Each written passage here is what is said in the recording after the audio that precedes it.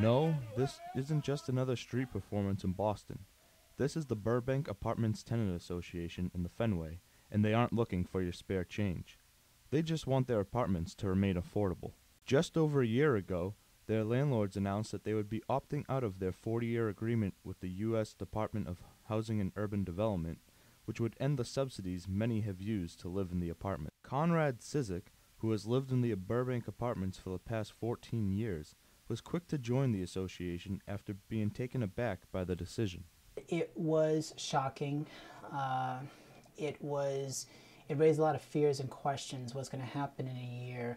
Questions like Cizik's aren't new. The Burbank Apartments are part of a nationwide problem which has quickly developed over the past few years. Contracts made with HUD to ensure affordability in apartment buildings like Burbank are ending. According to the National Housing Trust, 75% of the affordable apartments in Massachusetts and New York under these contracts are close to expiring. Fenway Community Development Corporation Civic Engagement Director Sarah Horsley says ending affordability at the Burbank Apartments will greatly impact the amount of affordable housing in Boston. The loss of these 173 units would be actually almost 10% of the affordable housing in the Fenway, so it's a really devastating potential loss. The Burbank Apartments are owned by brothers William and Robert Cargman of the First Realty Management Corporation in Boston. Their father signed a 40-year agreement with HUD, which has benefited many people over the years. The apartments have been affordable for the last 4 decades, so it's allowed people, teachers, human service workers, folks with moderate and low incomes to be able to live in the Fenway and take advantage of, the employment resources, transit, all the wonderful things about this neighborhood.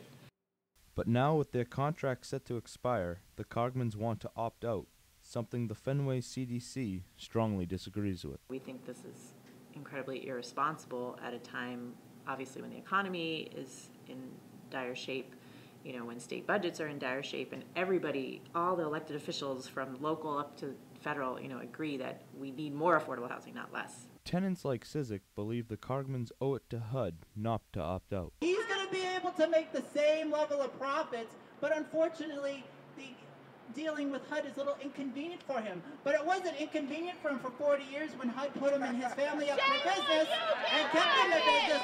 Now that wasn't inconvenient, now was it?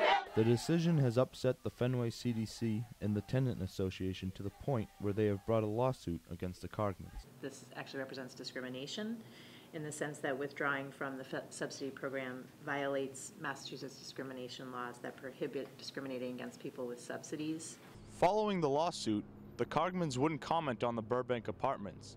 They only released this statement saying they are committed to providing affordable housing through enhanced vouchers to tenants who qualify. The Cargmans insist that no tenants will have to leave because of the vouchers. However, with a 27% rent increase over the next 3 years, Cizik isn't quite so sure.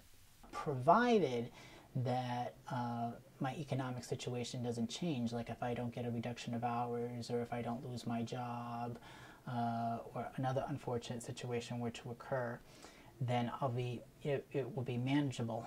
These vouchers are available for tenants who are at or below 95% of the median income in the city of Boston. In 2010, this amount was $61,047 for an individual. Cizik would have qualified for this voucher had he lived alone, but he shares a 2-bedroom apartment with a roommate. We have 2 incomes that come in here, and unfortunately the combined income that we had was slightly over the limit for 2 persons.